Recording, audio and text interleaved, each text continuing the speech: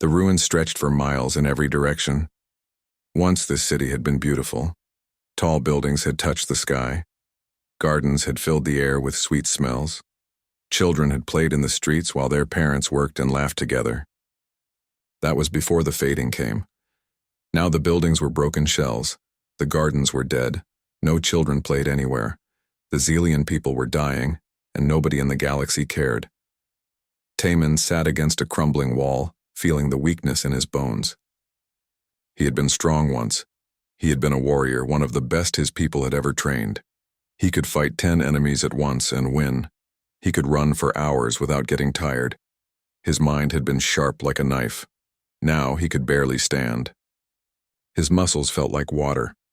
His thoughts moved slowly like walking through mud. The fading had taken everything from him.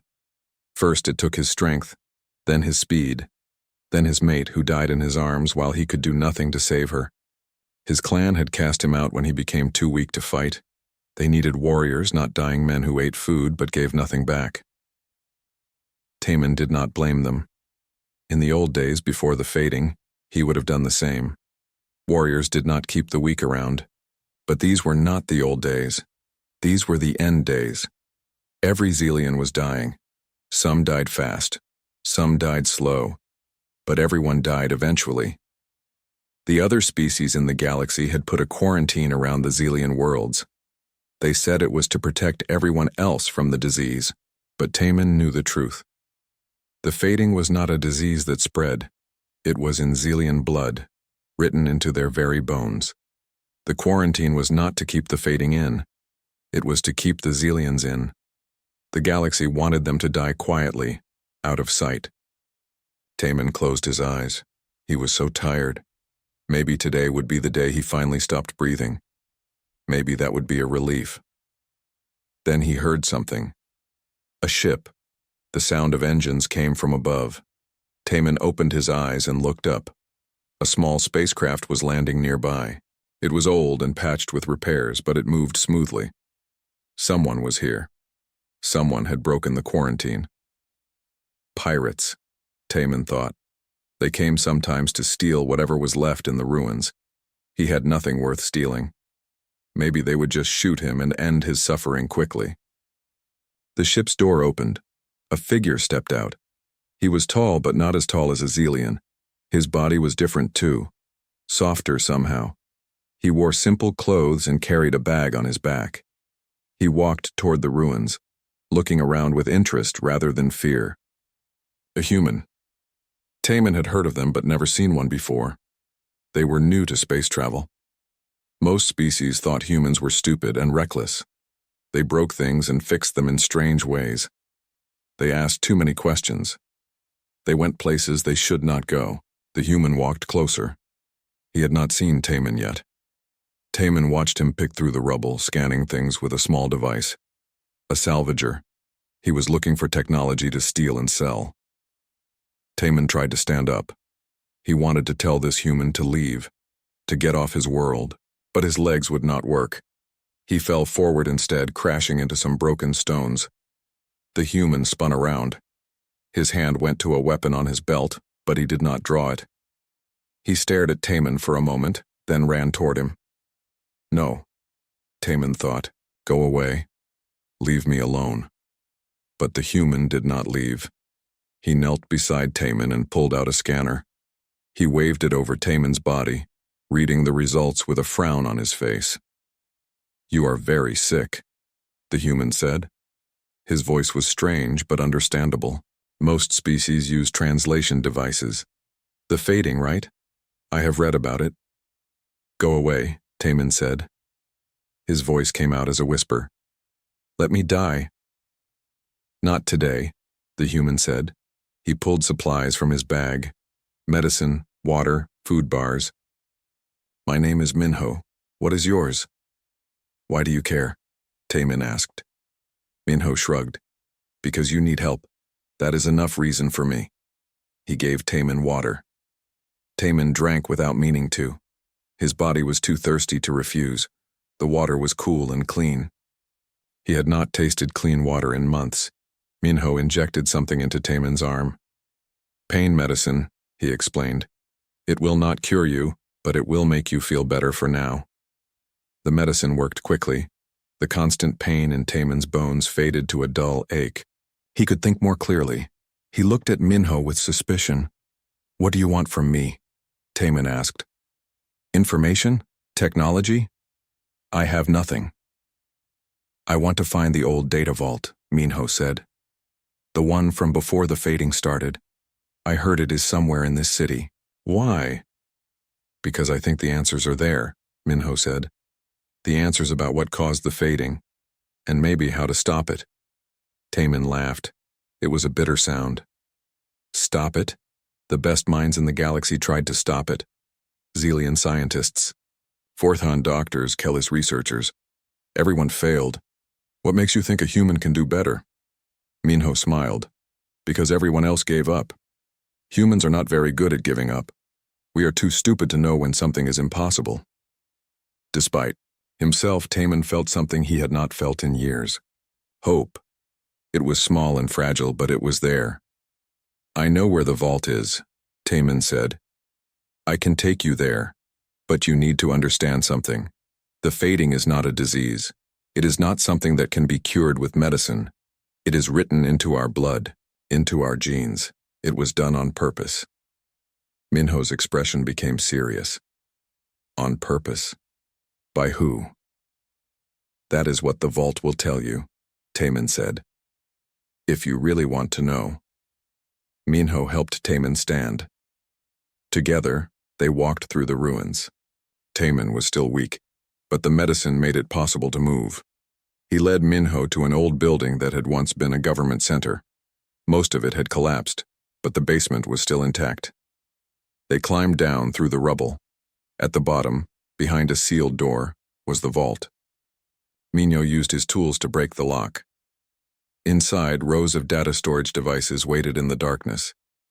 Minho connected his scanner to the system. Information began flowing across the screen. He read in silence. His face grew darker with every passing minute. "A bioweapon," he said finally. His voice was quiet with anger. "The Vorthan Empire created it. They were afraid of your people, afraid you would become too powerful, so they poisoned your entire species." "Yes," Taemin said, "and everyone knew. The Kellys knew. The Draen knew. They all knew and did nothing. They were happy to watch us die."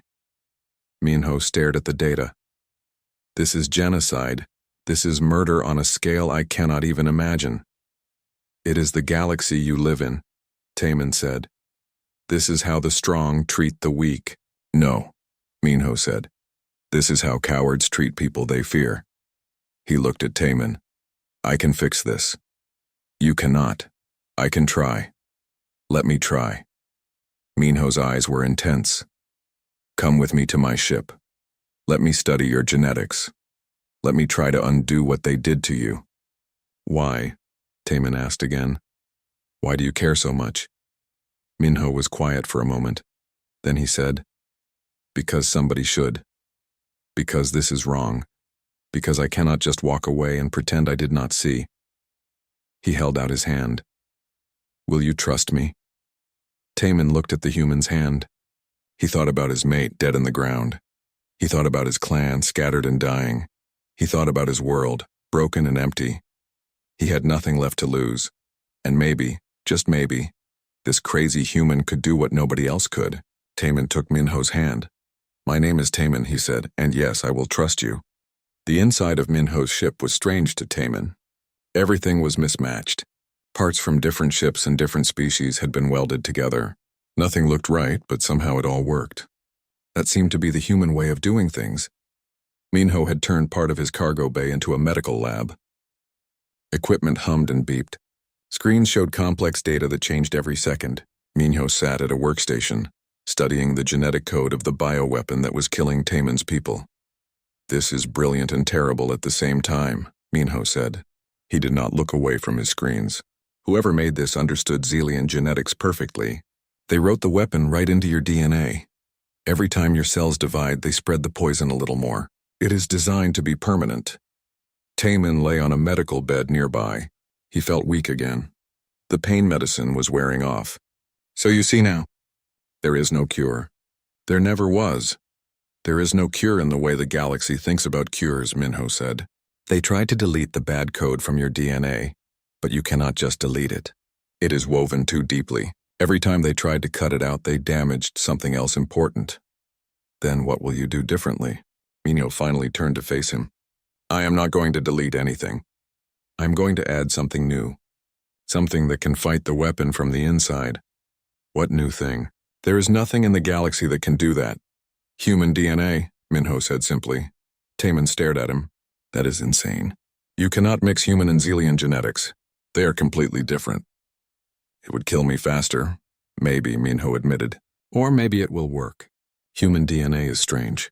It is adaptable in ways other species are not. We have genetic markers that help us survive all kinds of damage. Radiation, poison, disease. Our bodies are really good at fixing themselves. Other species evolved to be perfect, Minho continued. Humans evolved to survive being imperfect. That is our strength. We can take damage and keep going. I want to give that ability to you. Taman was silent for a long time.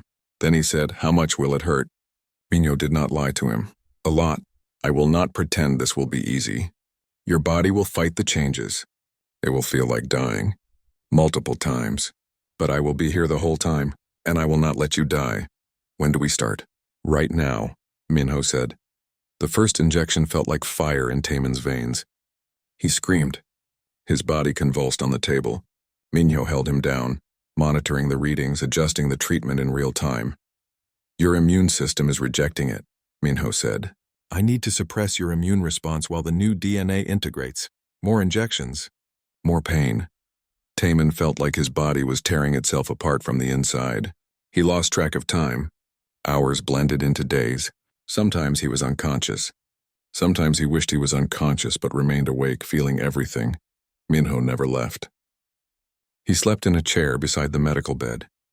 He adjusted the treatment constantly. When one approach failed, he tried another. And another. And another. Why? Taman asked during a moment of clarity. Why do you keep trying? You could let me die and go back to your salvaging work. Nobody would blame you. Because I said I would help you, Minho replied. And humans keep their promises. Even the stupid ones. On the 10th day, something changed.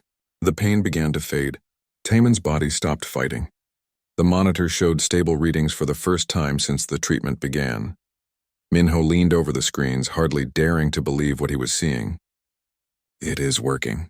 The human DNA is integrating. Your cells are accepting it. Over the next week, Taman grew stronger. His muscles, which had been wasting away, began to rebuild. His mind cleared. The constant fog that had filled his thoughts lifted. He could feel his body healing itself, repairing damage that had been done over years. But he was different now. He could feel it. When he looked in a mirror, his eyes had changed slightly. His skin had a different texture. His body temperature was higher than before. He was no longer purely Xelian. What am I now? He asked Minho. Something new, Minho said. Something better. You have the strength and warrior skills of a Xelian, but with human regeneration and adaptability, the fading cannot touch you anymore. Your DNA knows how to fight it now. Can you do this for others? Taman asked. Can you save more of my people? Yes, now that I know it works, I can refine the process. Make it safer, faster. Word spread through the hidden channels that surviving Xelians used to communicate. A human had cured the fading. Most did not believe it. But the desperate came anyway. The first to arrive was G1. She had been a brilliant scientist before the fading took her strength. She came in a barely functioning shuttle, too weak to walk without help. Taman carried her into the ship. Is it true? She whispered. Can he really cure us? Look at me, Taman said. I was dying. Now I am alive. More than alive. I am stronger than I ever was before. Jiwan looked at him with wonder and hope. Then she looked at Minho. Please, she said. Minho treated Jiwan. She suffered as Taman had suffered, but she survived. When she recovered, she joined Minho in his work. Her scientific knowledge combined with his human ingenuity made the treatment better. They could now cure someone in days instead of weeks with less pain. More Xelians came, one by one, then in groups. Minho's ship could not hold them all. They landed their own ships nearby and built a small camp in the ruins. The dying city began to fill with life again. Each Xelian who was cured became part of something new. They called themselves the Remade. They were no longer the weak, dying remnants of a once great species. They were something the galaxy had never seen before. But their success did not go unnoticed. Deep in Vorthan space, military commanders received reports of activity on Xelia Prime. Ships coming and going. Energy signatures that showed advanced medical procedures. Xelians who should be dead were somehow getting stronger. The Vorthan High Command was alarmed. They had spent enormous resources creating the bioweapon that caused the fading. They had committed genocide to eliminate the Xelian threat, and now someone was undoing their work. They sent He-Jin, one of their best enforcers. His orders were simple. Find whoever was curing the Xelians, kill them, and destroy all evidence of the cure. The Xelians had to remain extinct. That was the only way the Empire could be safe. He-Jin arrived with the battle fleet.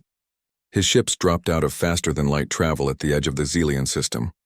He scanned the planet below and found exactly what he was looking for. Heat signatures, power sources, and one small human ship at the center of it all. He opened a communication. Channel that broadcast to the entire planet. This is Commander He-Jin of the Vorthan Imperial Fleet.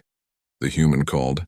Minho and all treated Xelians will surrender immediately. You have 1 hour to comply. If you refuse, we will destroy every living thing on this planet. There will be no warnings. There will be no mercy. On the surface, the Remade gathered around Minho. They looked to him for guidance. They were stronger now, but they were not warriors yet. Most had been dying civilians. They had no weapons, no ships capable of fighting. Taemin stood beside Minho. You should leave. Take your ship and go. This is our fight, not yours. Minho shook his head. I am not going anywhere. These people came because I gave them hope. I am not abandoning them now. Then we will all die together. Maybe, Minho said. Or maybe we will show the galaxy that the Remade are not so easy to kill. He looked at the gathered Xelians. You were warriors once. It is time to remember how to fight. Taemin smiled. It was not a happy smile. It was the smile of a predator who had been underestimated. He turned to address his people, and for the first time in years he spoke with the voice of a warrior. The hour passed quickly. He-Jin expected surrender. Instead, he received silence. His patience ended. He gave the order to attack. The first wave of Vorthan troops landed in dropships. Heavily armed soldiers in combat armor marched toward the ruins where the Remade were gathered. They expected to find dying civilians too weak to resist.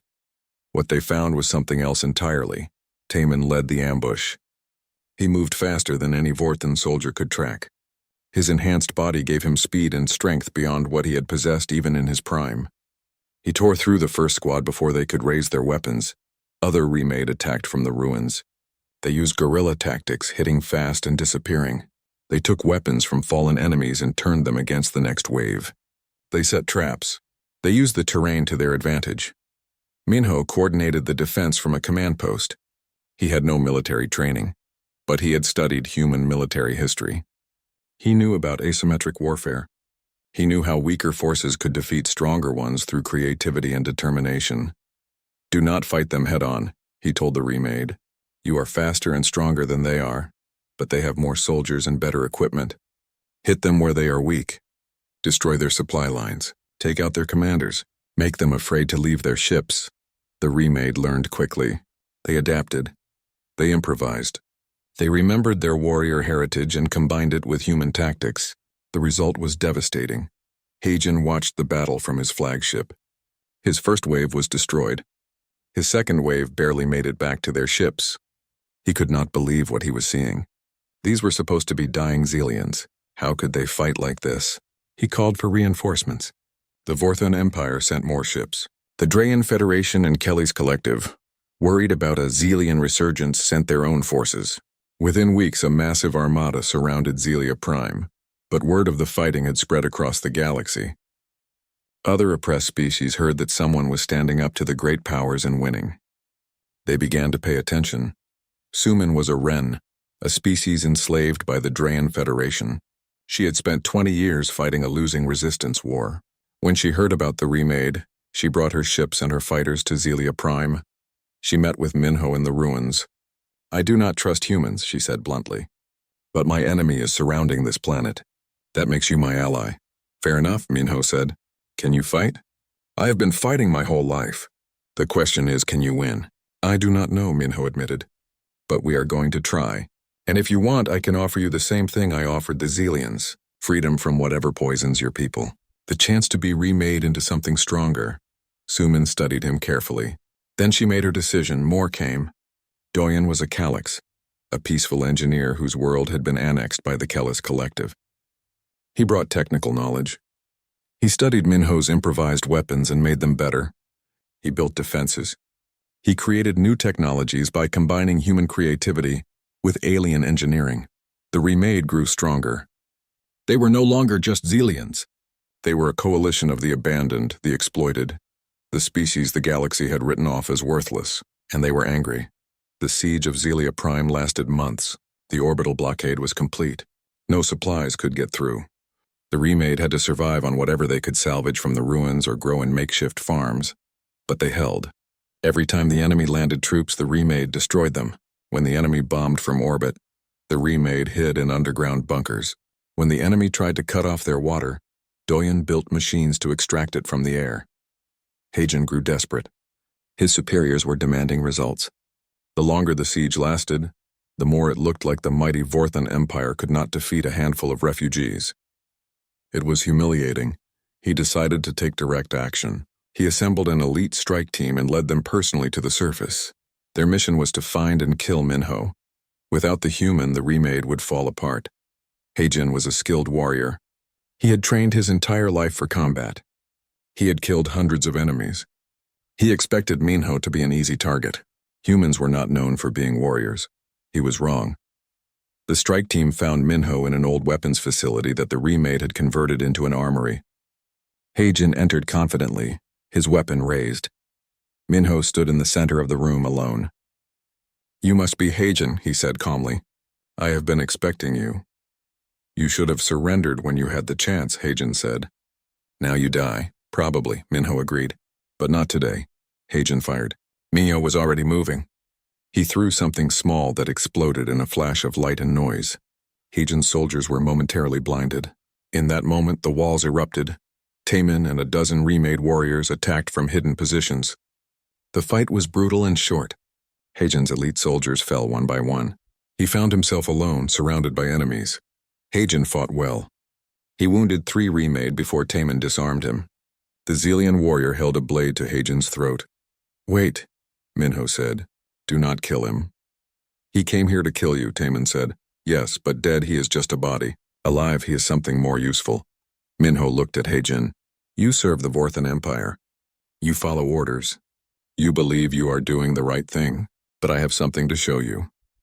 Minho brought up data files on a screen, documents from the Zelian vault. Proof that the Vorthan Empire had created the fading. Proof that it was deliberate genocide. Proof that Hagen's own leaders had lied to him and everyone else. "This is Vorthan propaganda," Hagen said, but his voice lacked conviction. He could see the data was genuine. The authentication codes matched Imperial security protocols. "You have been a soldier your whole life," Minho said. "You have followed orders without question. But look at what those orders made you. Look at what your empire did. Is this what you want to be?" Hagen stared at the evidence. His entire world was crumbling.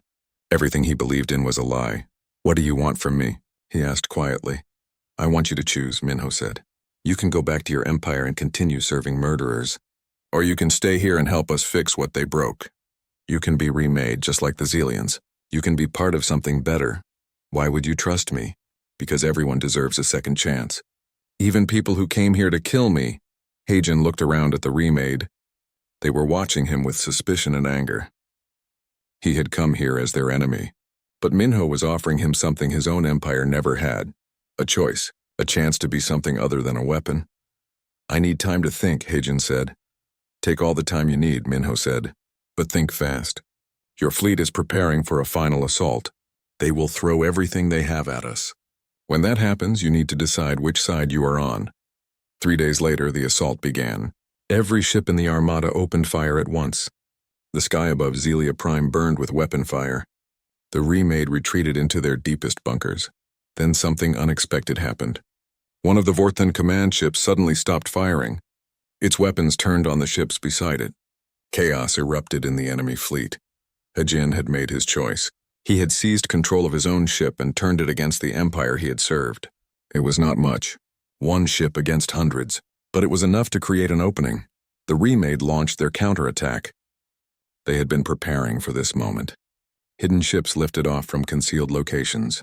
Weapons that Doyen had built activated. The defenders became attackers. The battle raged for hours. Ships burned in orbit. Soldiers fought in the ruins. And slowly, impossibly, the Remade began to win. When the smoke cleared, the enemy fleet was in retreat.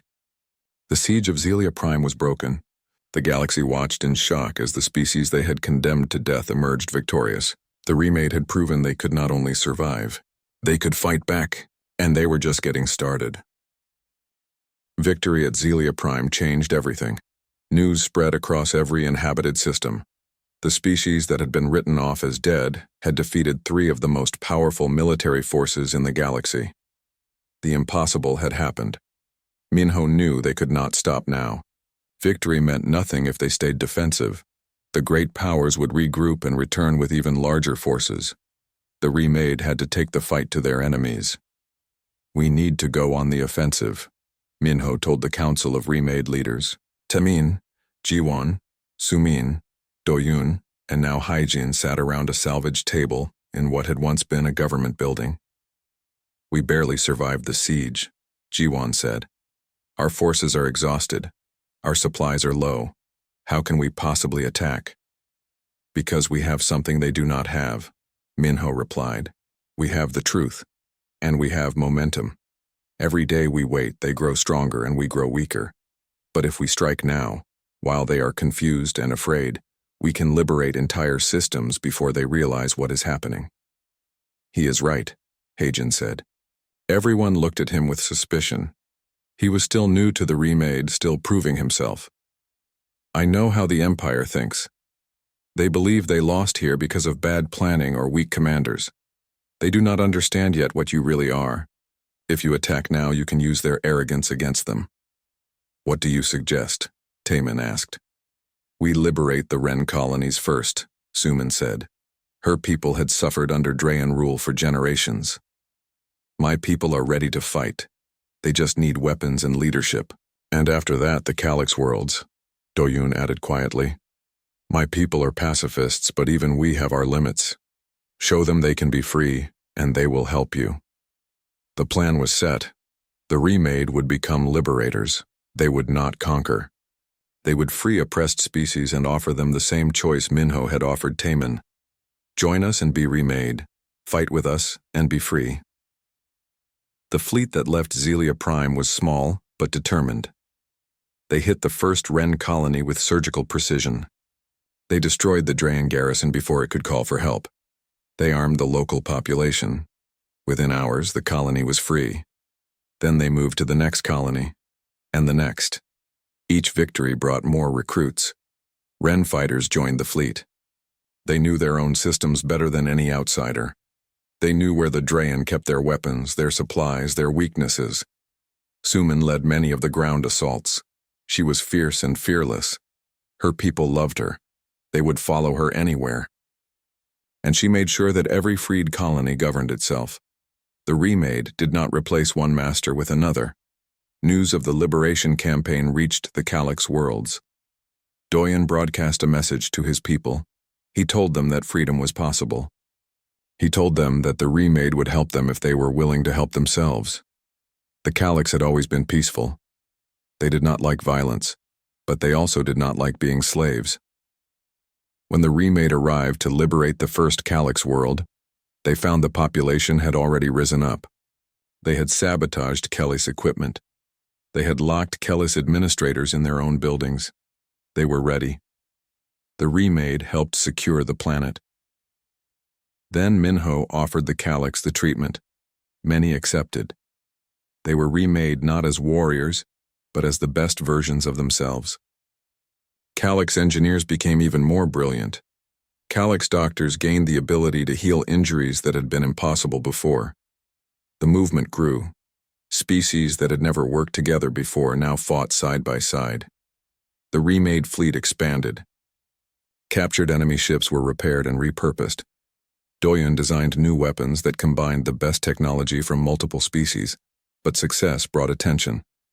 The Vorthan Empire, the Drayan Federation, and the Kellis Collective realized they faced a genuine threat. They put aside their differences and formed a unified command. If the Remade were not stopped, they could tear down the entire galactic order. The unified fleet was massive. Thousands of warships, hundreds of thousands of soldiers. They gathered at the border of Vorthan space and prepared to crush the Remade once and for all. Minya knew they could not win a direct battle against such a force. They needed something else. They needed to turn the galaxy against their enemies. "We need to show everyone the truth," he told the council. "Not just tell them. Show them what the Vorthans did. Show them the genocide. Make it impossible to ignore." "How?" G1 asked. "Even if we broadcast the evidence, they will call it fake. They will say we made it up." "Then we need to get the evidence from the source," Heijin said. "The Vorthan command ship will have copies of the original orders, documents signed by the Emperor himself. If we can capture that ship and broadcast from it, nobody can deny the truth." "That is suicide," Suman said. "The command ship will be in the center of their fleet, protected by hundreds of other vessels." "Yes," Minho agreed, "but it is also the only way. If we do nothing, they will destroy us anyway. At least this way we have a chance." They planned the operation for weeks. It would require perfect timing and incredible luck. A small team would infiltrate the command ship while the rest of the fleet created a distraction. They would need to fight their way to the command center, access the files, and broadcast them before they were killed. Minho, Taemin, Suman, and Heijin volunteered for the infiltration team. G1 would coordinate the fleet. Doyen would provide technical support. The day of the operation came. The Remade fleet engaged the enemy at the border. It looked like a desperate last stand. The enemy fleet moved to destroy them. While the battle raged, a small stolen Vorthan shuttle approached the command ship. Heijin was flying. He knew the protocols. He knew the codes. The command ship's defenses let them pass. They docked in a maintenance bay. The infiltration team moved quickly through the ship. Heijin led them through service corridors. They avoided patrols. They disabled security cameras. They reached the command center. Then the alarms went off. Someone had discovered them. Blast doors sealed. Enemy soldiers rushed toward their position. "Hold them off," Minho shouted. He ran to a computer terminal and began accessing files. "I need 2 minutes." Taemin, Suman, and Heijin fought at the entrances to the command center. Their enhanced abilities made them deadly. They moved faster than the enemy could react, but there were so many enemies. For every soldier they killed, 2 more appeared. "1 minute," Minho called out. He had found the files. Orders from the Emperor. Communications about the bioweapon. Everything they needed. Suman took a blast to the shoulder. She kept fighting. Heijin was wounded in the leg. He did not stop. Taemin was bleeding from a dozen cuts. He stood his ground. "Got it," Minho said. He initiated the broadcast. The truth about the fading, the genocide, the conspiracy, began transmitting across every communication frequency in the galaxy, every ship, every station, every world. The Emperor's own words condemned him. The orders were clear. The Xelians had been deliberately destroyed, and the other great powers had known and done nothing. The reaction was immediate. Across the galaxy, people watched in horror. Soldiers on the enemy ships questioned their orders. Some refused to fight. Others turned on their commanders. The unified fleet began to fracture. The Kellis forces withdrew first. Then the Drayan ships. Even some Vorthan vessels stopped firing. The alliance was falling apart. On the command ship, Minho and his team fought their way back to the shuttle. They were all wounded. They barely made it. But they had succeeded. As they escaped, Taemin looked at Minho. The human was bleeding and exhausted but still grinning. "You are insane," Taemin said. "Probably," Minho replied. "But we did it. We showed them the truth. Now the galaxy has to decide what to do with it."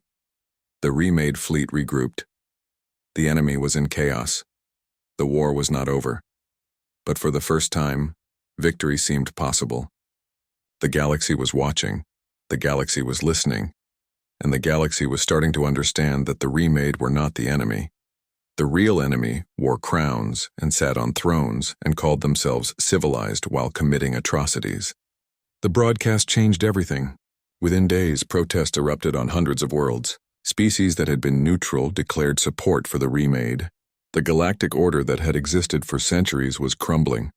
The Kellys Collective fractured first. Internal factions that had long disagreed about policy now turned on each other. Some wanted to make peace with the Remade. Others wanted to fight harder. The collective split into 3 separate governments, and none of them had the strength to oppose the Remade alone.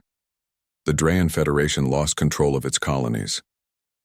The Wren were free now, and other enslaved species followed their example. Rebellion spread like fire. The Federation tried to hold its territory but failed. Its economy collapsed.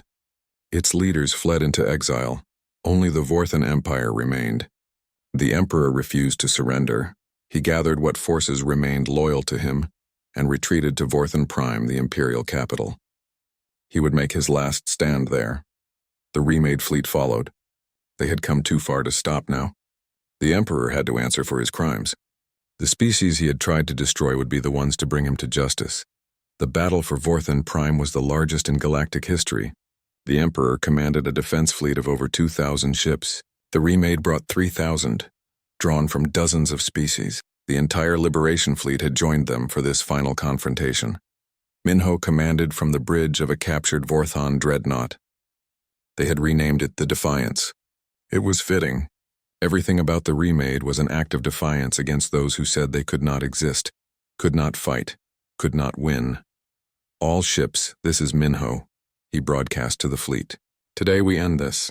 Today we show the galaxy that genocide has consequences, that tyrants will fall, that the abandoned and the broken can rise up and demand justice. Stay together, fight smart, and remember why we are here. The fleets engaged, space filled with weapon fire, ships on both sides burned and died. The battle was chaos. But the Remade had advantages the Empire did not. They had better tactics. They had commanders from multiple species, each bringing their own expertise. And they had something to fight for beyond orders and duty. Taman led strike teams that boarded enemy capital ships. They disabled the vessels from within. Suman coordinated fleet movements with precision that confused and frustrated enemy admirals. Doyen's experimental weapons turned the tide of crucial engagements. Heijin used his knowledge of Vorthan tactics to predict enemy moves before they happened. Jiwan worked from a command ship, analyzing data from thousands of sensors. She identified weak points in enemy formations. She predicted where reinforcements would come from. Her scientific mind had become a weapon as deadly as any ship. The Emperor himself took command of his personal flagship, an ancient warship called the Eternal Throne. It was a massive vessel, heavily armored and bristling with weapons. The Emperor believed it was indestructible. He broadcast taunts to the Remade, calling them insects and scavengers. Minho ignored the taunts. He studied the Eternal Throne carefully. Every ship had weaknesses. The question was finding them before his people died trying. There, Jiwan said over the communication link. She sent him data. The ship is old, very old. Its power distribution system was designed centuries ago. If you overload it with concentrated fire at these 3 points simultaneously, the whole network will cascade. How concentrated? Minho asked. Every ship we have, Jiwan replied, all firing at the same time. For exactly 12 seconds, less than that, and the shields will regenerate. More than that, and our ships will be destroyed by return fire. Then we better get the timing right, Minho said. He sent the coordinates to the entire fleet. Every ship that could still fight turned toward the Eternal Throne. The Emperor saw them coming and laughed. They were making themselves easy targets. Now, Minho ordered. Thousands of weapons fired at once. Energy beams and missiles converged on 3 specific points on the Eternal Throne's hull. For 12 seconds, the ancient ship was hit with more firepower than any vessel in history. The shields flickered, then failed. The power network exploded. Chain reactions ripped through the ship. The Eternal Throne, the symbol of Vorthan power, broke apart. The Emperor died in the flames. The remaining Vorthan ships saw their Emperor die. Some kept fighting out of loyalty or fear, but most surrendered. The battle was over. The war was over. In the days that followed, the Remade secured Vorthan Prime. They did not occupy it as conquerors. They came as liberators. The Vorthan people themselves were not their enemy. The Empire had oppressed its own citizens almost as much as it oppressed other species. Minho addressed the galaxy from the Imperial Palace. He stood in the throne room where emperors had ruled for 1,000 years. But he did not sit on the throne. He stood beside it with Taman and the other Remade leaders. "This war is over," Minho said, "but not because we replaced one empire with another. It is over because empires are finished. No more will one species dominate others. No more will the strong exploit the weak. The galaxy will be ruled by a council of equals. Every species will have a voice. Every people will have the right to govern themselves." He paused, then continued. "We call ourselves the Remade because we were broken and then rebuilt into something better. But being remade is not just about genetics or technology. It is about choosing to be better than what we were. It is about refusing to accept that the galaxy has to be cruel and unjust. We were abandoned by all, but we did not abandon each other. That is what saved us. That is what will save everyone." The speech was broadcast everywhere. Some species cheered. Others were skeptical. Change was frightening, even good change. But the old order was gone. Something new had to take its place. Over the following months, the Galactic Assembly was reformed. Representatives from every species, including those previously ignored, gathered to write new laws. Taman represented the Xelians. He argued for justice but also for mercy. The guilty should face consequences, but their children should not be punished for their parents' crimes. Jiwan led the effort to share the genetic treatments freely. She trained doctors from hundreds of worlds. The technology that had saved the Xelians could help others too. Genetic diseases that had plagued species for millennia could now be cured. She refused to patent the treatments or charge for them. Knowledge, she said, belonged to everyone. Suman established mutual defense agreements. The Remade would protect any species that asked for help, but they would not interfere in internal affairs. Freedom meant the freedom to make mistakes and learn from them. Doyen created an academy where engineers and scientists from different species could work together. The greatest advances, he believed, came from combining different perspectives. The academy became one of the most important institutions in the new galactic order. Hagen spent his time hunting down war criminals. Former Imperial officials who had committed atrocities tried to hide. He found them, but he did not execute them. He brought them to trial, where their victims could speak and the galaxy could see justice done properly. And Minho? He disappeared from public life as soon as he could. He was uncomfortable with fame. He had never wanted to be a hero or a leader. He was just someone who could not walk away from people who needed help. One day, Taman found him preparing the Wanderer's promise for departure. "You are leaving?" Taman asked. "The work here is done," Minho said. "You do not need me anymore. You have good leaders, good laws, a chance to build something better. Where will you go?" "Out there," Minho gestured to the stars. "There are still quarantine zones. Still species that everyone has given up on. Somebody needs to check on them. Somebody needs to offer them hope." Taman smiled. "You cannot help yourself, can you? You see someone suffering and you have to do something about it." "It is a human thing," Minho said with a shrug. "Then I am coming with you," Taman said. "You will need backup, and someone to keep you from getting killed doing something stupid and brave." Minho grinned. "I would like that." They left together along with a small crew of volunteers. The Wanderer's promise lifted off from Zelia Prime and jumped to faster-than-light speed.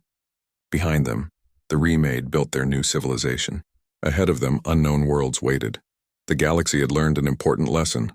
Never abandon people just because saving them seems impossible. Never write off a species just because they are weak or dying. Because somewhere, somehow, someone will refuse to give up on them. And that refusal, that stubborn insistence that everyone deserves a chance, could change everything. The galaxy had trembled when the Remade rose up to fight. Now it trembled with something else. Hope. The belief that things could be better, that justice was possible, that even the smallest act of kindness, like stopping to help a dying stranger, could save worlds. And somewhere in the depths of space, Minho was already looking for the next person who needed help. Because that was what humans did. They kept trying. They kept hoping. They kept reaching out their hands to pull others up from the darkness. They refused to leave anyone behind. And that made all the difference.